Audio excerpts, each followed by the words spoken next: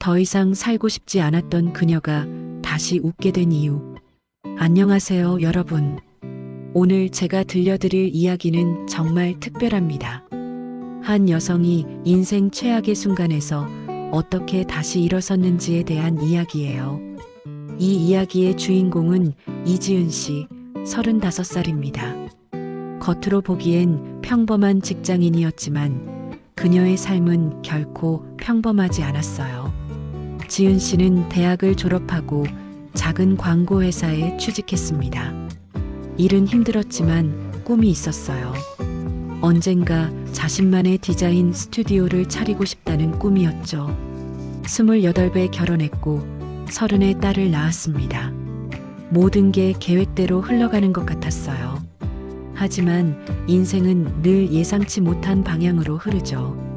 결혼 5년 차 되던 해 남편이 바람을 피우고 있다는 사실을 알게 됐습니다. 처음엔 믿을 수가 없었어요. 함께 웃고 함께 아이를 키우고 함께 미래를 꿈꾸던 사람이었는데 지은 씨는 남편을 붙잡아 보려 했습니다. 대화를 시도했고 상담도 받아보려 했어요.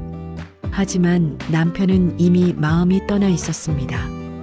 이혼 조정을 거쳐 결국 이혼이 확정됐어요. 딸의 양육권은 지은 씨가 가져갔지만 남편은 양육비조차 제대로 주지 않았습니다. 35의 지은 씨는 5살 딸과 단둘이 남겨졌어요. 그때부터 지은 씨의 진짜 시련이 시작됐습니다. 혼자 아이를 키우며 일하는 것은 생각보다 훨씬 힘들었어요. 아침 일찍 딸을 어린이집에 맡기고 출근하면 저녁 늦게까지 일해야 했습니다. 퇴근하고 아이를 데리러 가면 이미 밤 8시. 집에 와서 저녁을 준비하고 아이를 씻기고 재우고 나면 밤 11시가 넘었어요. 그리고 다음날 아침 6시에 다시 일어나야 했습니다.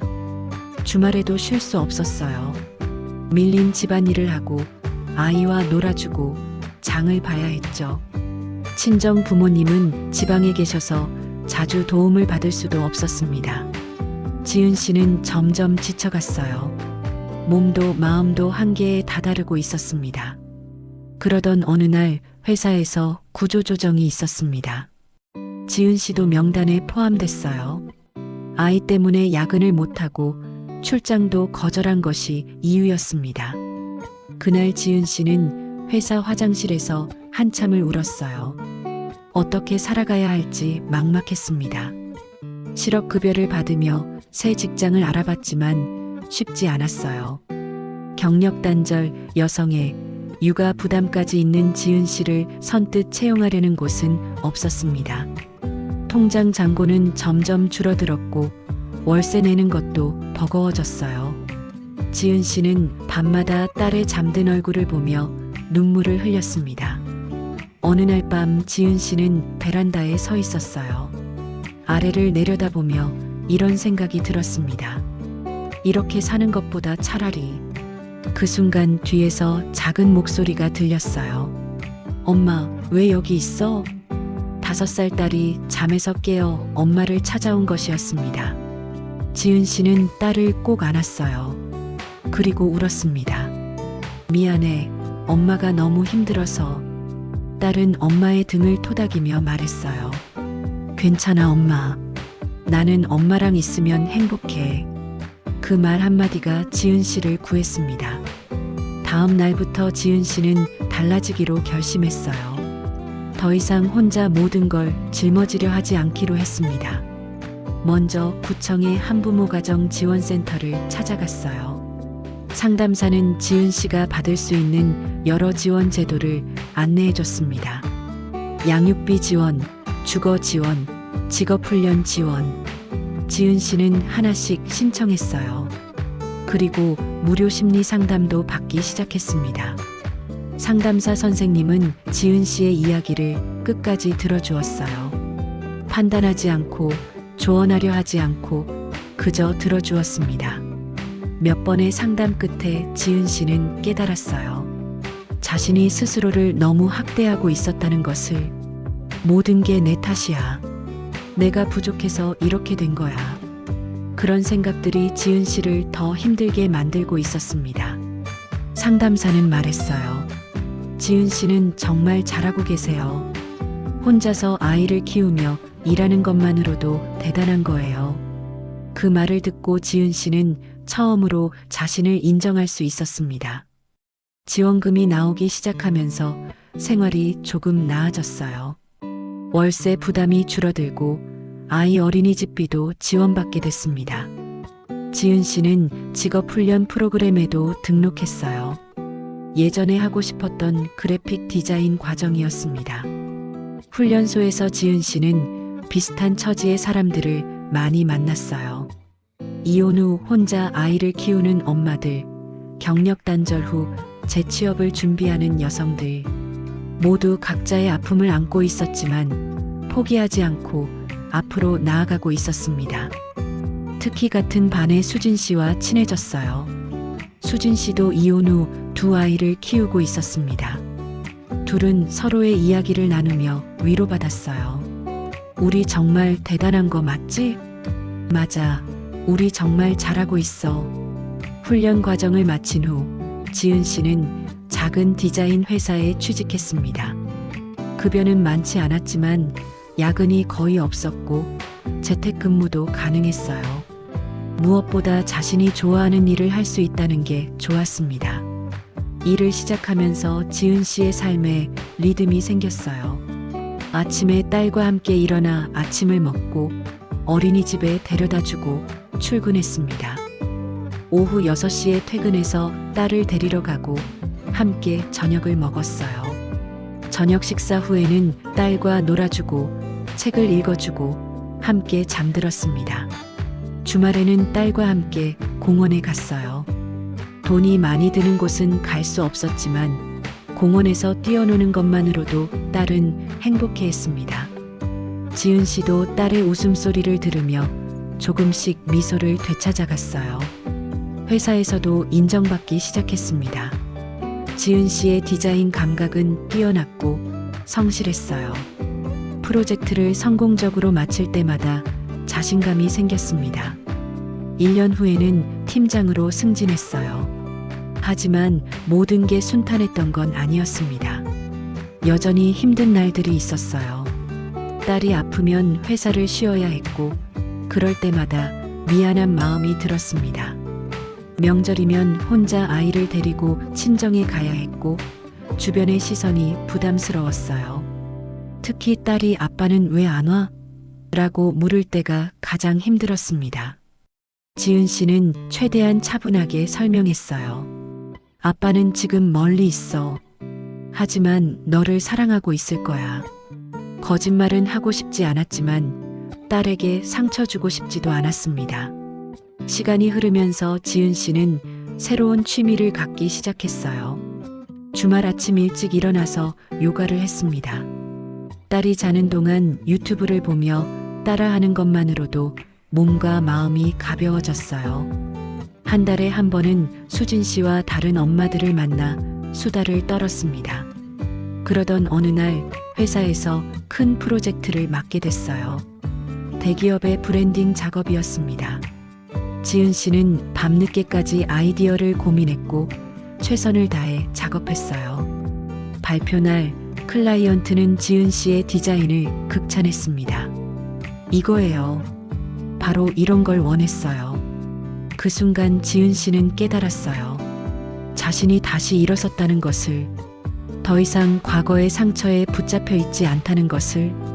프로젝트 성공 후 지은 씨는 승진 제안을 받았습니다. 급여도 올랐고 더 큰 책임을 맡게 됐어요. 이제 딸과 좀 더 여유 있는 생활을 할 수 있게 됐습니다. 35이 된 지은 씨는 달라져 있었어요. 더 이상 과거를 원망하지 않았습니다. 이혼이 자신의 실패가 아니라는 것을 알게 됐어요. 오히려 그 경험이 자신을 더 강하게 만들었다는 것을 깨달았습니다. 어느 날 딸이 물었어요. 엄마, 우리 행복해? 지은 씨는 딸을 안으며 대답했습니다. 응, 우리 정말 행복해. 그리고 그 말은 진심이었습니다. 지은 씨는 이제 새로운 꿈을 꾸기 시작했어요. 언젠가 자신처럼 힘든 시기를 겪는 사람들을 도와주고 싶다는 꿈, 자신의 경험을 나누고 희망을 전해주고 싶었습니다. 주말마다 한부모 가정 지원센터에서 봉사활동을 시작했어요. 자신이 받았던 도움을 이제는 다른 사람들에게 전하는 것이었습니다. 상담을 받으러 오는 사람들에게 지은 씨는 말했어요. 저도 여러분과 똑같았어요. 하지만 지금은 이렇게 살고 있어요. 여러분도 할 수 있어요. 그 말이 누군가에게는 큰 위로가 됐습니다. 지은 씨의 이야기를 듣고 눈물을 흘리는 사람들도 있었어요. 저도 할 수 있을까요? 물론이에요. 저도 했으니까요. 봉사활동을 하면서 지은 씨는 더욱 성장했습니다. 자신의 아픔이 다른 사람에게 힘이 될 수 있다는 것을 알게 됐어요. 그 경험들이 지은 씨를 더 단단하고 따뜻한 사람으로 만들었습니다. 회사에서도 지은 씨는 변화를 만들어 갔어요. 육아 중인 직원들을 위한 유연근무제를 제안했고 회사는 이를 받아들였습니다. 이제 다른 워킹맘들도 조금 더 편하게 일할 수 있게 됐어요. 지은 씨의 변화는 딸에게도 영향을 미쳤습니다. 이제 7살이 된 딸은 밝고 건강하게 자라고 있었어요. 엄마, 나도 커서 엄마처럼 될 거야. 어떤 엄마? 강하고 멋진 엄마. 딸의 그 말에 지은 씨는 눈시울이 붉어졌습니다. 자신이 딸에게 좋은 본보기가 되고 있다는 것이 감사했어요. 물론 여전히 힘든 순간들은 있습니다. 아이가 아플 때, 급한 회의가 있을 때, 명절에 혼자일 때. 하지만 이제 지은 씨는 알고 있어요. 그런 순간들도 지나간다는 것을. 그리고 자신에게는 그것을 이겨낼 힘이 있다는 것을. 2년이 지난 어느 날 지은 씨는 작은 파티를 열었습니다. 자신을 도와준 사람들을 초대한 감사 파티였어요. 상담센터 선생님, 직업훈련소 친구들, 회사 동료들 모두 모여 지은 씨의 새 출발을 축하해줬습니다. 지은 씨, 정말 대단해요. 어떻게 이렇게 변할 수 있었어요? 누군가 물었을 때 지은 씨는 이렇게 대답했어요. 저 혼자 한 게 아니에요. 모두의 도움이 있었기에 가능했어요. 그리고 덧붙였습니다. 가장 중요한 건 포기하지 않는 것이었어요. 힘들어도 하루하루 살아내는 것. 그게 전부였어요. 지은 씨의 이야기는 많은 사람들에게 영감을 줬습니다. 비슷한 상황에 있는 사람들이 지은 씨를 찾아왔어요. 저도 할 수 있을까요? 지은 씨는 항상 같은 대답을 했습니다. 할 수 있어요. 저도 했으니까요. 38이 된 지금 지은 씨는 자신만의 작은 디자인 스튜디오를 차렸습니다. 오랜 꿈이었던 일이에요. 규모는 작지만 자신이 원하는 방식으로 일할 수 있었습니다. 그리고 한부모 가정 엄마들을 우선적으로 채용했어요. 우리도 일할 수 있다는 걸 보여주고 싶어요. 지은 씨의 스튜디오는 작지만 의미 있는 변화를 만들어가고 있습니다. 딸은 이제 초등학교 2학년이 됐어요. 학교에서 장래희망을 쓰는 숙제가 나왔을 때 딸은 이렇게 썼습니다. 나는 커서 엄마처럼 강한 사람이 되고 싶어요. 힘든 일이 있어도 포기하지 않는 사람이요. 선생님은 그 글을 읽고 지은 씨에게 전화했어요. 따님이 정말 엄마를 자랑스러워 하더라고요. 그 말에 지은 씨는 울컥했습니다. 모든 걸 잃었다고 생각했던 순간, 더 이상 살고 싶지 않았던 그 밤. 하지만 지은 씨는 포기하지 않았어요. 딸을 위해서, 그리고 자신을 위해서. 지금 지은 씨는 말합니다. 힘든 시기가 영원할 것 같았지만 지나고 보니 그것도 내 인생의 한 부분이었어요. 그 시간이 저를 더 강하게 만들었어요. 지은 씨의 이야기는 아직 끝나지 않았습니다. 앞으로도 힘든 순간들이 있을 거예요. 하지만 이제 지은 씨는 알고 있습니다. 자신에게는 그것을 이겨낼 힘이 있다는 것을, 그리고 혼자가 아니라는 것을. 여러분, 혹시 지금 힘든 시기를 겪고 계신가요? 앞이 보이지 않고 모든 게 무너진 것 같나요? 지은 씨의 이야기를 기억해 주세요. 가장 어두운 밤이 지나면 새벽이 옵니다. 포기하지 마세요. 지은 씨처럼 여러분도 다시 일어설 수 있습니다. 도움을 요청하는 것을 부끄러워하지 마세요. 한 걸음씩 나아가세요.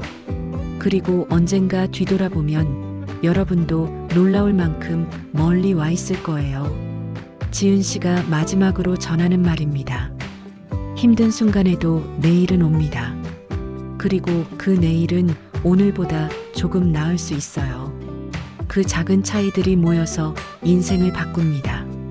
긴 이야기 들어주셔서 감사합니다. 여러분 모두 힘내세요. 그리고 기억하세요. 여러분은 혼자가 아닙니다. 언제나 도움의 손길이 있고 희망은 있습니다. 구독과 좋아요, 그리고 이 이야기를 누군가와 나눠주세요. 지금 힘든 시기를 겪고 있는 누군가에게 이 이야기가 작은 위로가 될 수 있기를 바랍니다. 다음에도 의미 있는 이야기로 찾아뵙겠습니다. 감사합니다.